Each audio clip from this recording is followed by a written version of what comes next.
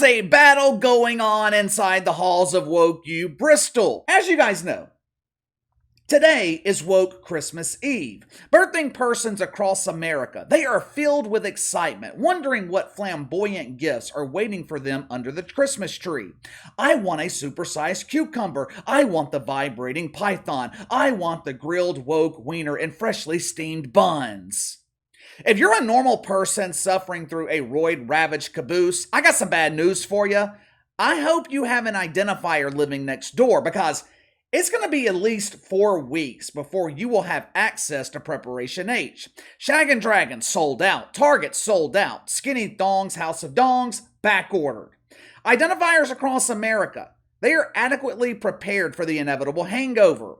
Now, there are all kinds of creative ways to celebrate woke Christmas. There are tons of unique ways to display your pride.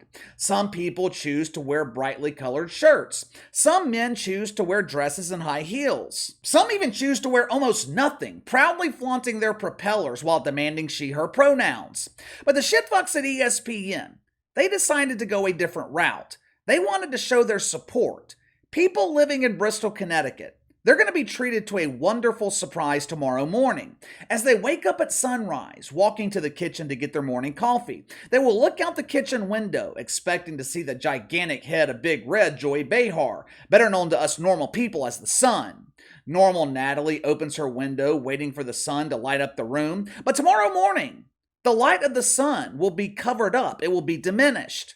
Natalie's going to think the sky is overcast until she notices the gigantic transgender flag flying proudly at ESPN. You know, I don't remember this happening last year or the year before. I find the timing of this to be rather curious. Now, it's possible ESPN's dipped their logo in the rainbow in the past, but I don't remember them publicly promoting and proudly flying the transgender flag. Now, just to be clear, this is not the usual gay pride flag, the rainbow flag. This is the transgender flag. Like I said, I find this to be rather curious. 2 days ago, Nancy Armour at USA Today published a hit piece on Sam Ponder at ESPN, accusing her of bigotry. Sam Ponder was in direct violation of the woke commandments for having the audacity to say that men, biological men, do not belong in women's sports. Now, I know that position can be triggering to a very, very small percentage of the population, but the overwhelming majority of normal people, actually, I would say all normal people agree with Sam Ponder. Don't take my word for it. Take a look for yourself. This poll right here, it shows the percentage of people who support King Dong competing against Tiny Tina. Well, KC, this poll shows over 30% of normal people support King Dong. No, that is not the case. This poll was conducted by the Washington Post, the same woke media outlet who employs the ultimate victim, Taylor Lorenz. Most people who subscribe to the Washington Post, they also subscribe to the theory that men can get pregnant. I would imagine most people who participated in this poll are comfortable with their identifier status, while a small percentage of participants qualify as normal people. Meaning, most identifiers don't even support biological men and women's sports. According to Nancy Armour, this means you're guilty of bigotry. Over the last 48 hours, ESPN has been contacted multiple times about this hit piece. Sam Ponder is one of their more high-profile personalities. Now, if someone attacked Mina Kimes and ESPN was asked to comment, they would immediately defend her. Hell, they wouldn't even have to be prompted. No one attacks our best NFL analyst. Mina Kimes is brilliant at breaking down meaningless stats that no one gives a shit about. Matter of fact, if I remember correctly, ESPN was quick to defend Mina Kimes when some Boston radio host was giving her a compliment. How dare you compliment Mina Kimes on her physical beauty? I believe the poor dude might have gotten fired. I know he was suspended.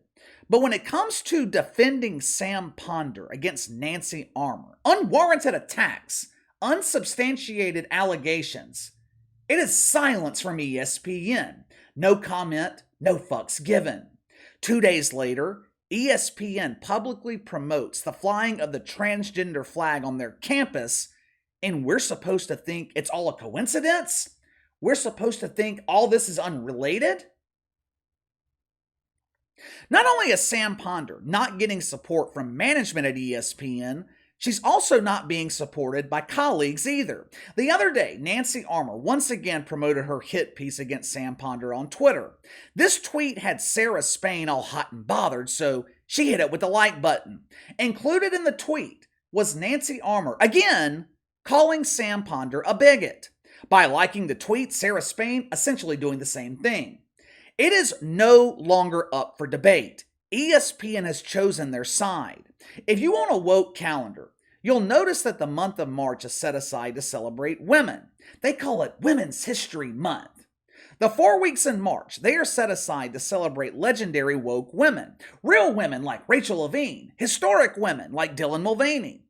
During Women's History Month, ESPN decided to dedicate an entire segment on SportsCenter to celebrate Leah Thomas. Leah Thomas? Leah Thomas? I thought I heard Riley Gaines say that Leah Thomas still had a propeller. How can ESPN celebrate a woman who still has a propeller? How can ESPN celebrate and honor a woman during Women's History Month that stole opportunities from biological women? The other day, Alabama Governor Kay Ivey signed new legislation that makes it, illegal for young men to compete against women.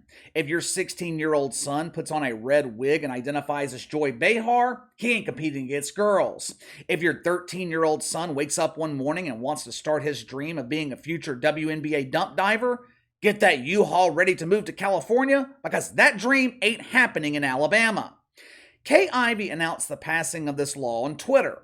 ESPN, they quote tweeted it and said, Alabama Governor Kay Ivey passes law banning transgender women from competing in sports. Kay Ivey corrects ESPN by saying Alabama bans biological men from competing in female sports. I swear to God. ESPN is nothing but propaganda. They go to war with any employee who dares to speak against their narrative. Sage Steele was silenced by ESPN because she complained about them forcing her to get poked by the Fauci. ESPN demonized her for it. To my knowledge, Sage Steele, she is the only person at ESPN coming to the defense of Sam Ponder. Where is Stephen A. Smith? This dude always has an opinion on everything. Where is Stephen A. Smith's opinion on this issue? He's silent. It's not like he doesn't have the time to protect young women. Earlier today, I saw Stephen A. quote tweeting Josh Hart, who was talking about drinking his wife's breast milk. Kind of an odd statement, but at least he wasn't trying to milk his husband. I have a feeling Sam Ponder's days are numbered at ESPN. I'm not sure how much they're paying her. I would imagine it's well into the six figures. Sam Ponder, if she gets laid off, she's going to take a financial hit in the short term, but long term, this will be the ultimate blessing. Normal people will view Sam Ponder as someone who sacrificed her job by standing up for what's right. She can launch her career independently without having to worry about the constraints of woke media. ESPN better be careful here. For decades, they have marketed their network as being family friendly. Right now, there is nothing family friendly about ESPN. Whichever cause deacons at Woke United Methodist are promoting, ESPN is the vehicle used to spread it to men. Mythical racism, mythical misogyny. Now, ESPN is promoting actual misogyny by pushing biological men in women's sports. I seem to remember another company recently whose target demographic consisted of men. They aligned themselves with a transgender influencer, rapidly sunk to the bottom of the woke sea. Perhaps executives at ESPN should call Bud Light. Ask them what happens when you travel down this path. Could we see a potential boycott of ESPN? You know, a lot of men turned off ESPN years ago. I used to watch ESPN on a daily basis. The only time I watch it now is for live sports. Ratings for opinion-based shows on ESPN are in the pooper. Their pre- and post-game coverage of all major sports, it is absolutely horrific. ESPN has focused so heavily on being woke They have completely abandoned their target demographic. Normal dudes. Do I think raising the transgender flag, and God only knows what else ESPN has planned to celebrate woke Christmas, do I think that could cause a boycott of the network? You know, if you would have asked me that same question last year, I would have leaned towards no. But today, I could actually see it happening. Normal people have had enough. I mean, some people are boycotting Chick-fil-A because they hired a diversity doofus almost 2 years ago. Normal people are tired of their women being diminished. We are tired of seeing biological men celebrated for winning championships in women's sports. We are tired of sports networks like ESPN shoving a lifestyle in our face that has absolutely nothing to do with sports. This is why I think it was a huge mistake for Pat McAfee to sign with ESPN. Because now he is going to be associated with all this bullshit. He's going to be in a lose-lose position. If you ignore the issue, people take your silence as compliance. If you speak on the issue, you piss off the mouse signing your multi-million-dollar paycheck. I hope it was worth it for Pat McAfee. I really do. If he does speak up, I hope he's not expecting any support from his colleagues. The only ones who would offer support are Sage Steele and Sam Ponder, and they'll probably be gone by the time Pat McAfee starts this fall. But give me your thoughts. ESPN refuses to defend Sam Ponder against Nancy Armour. Colleagues like Sarah Spain like tweets calling her a bigot. A couple of days later, ESPN announces they're going to kick off woke Christmas by flying the transgender flag.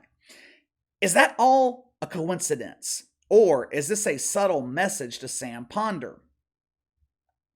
Do you think we could see a boycott of ESPN because of this? You let me know. Sound off in the comments below. Make sure to like and subscribe. Click the notification bell to receive all notifications from the channel. Best way to contact me is by email at btlkc84@gmail.com, KC_BTL84 on Twitter. I'll see you guys tomorrow.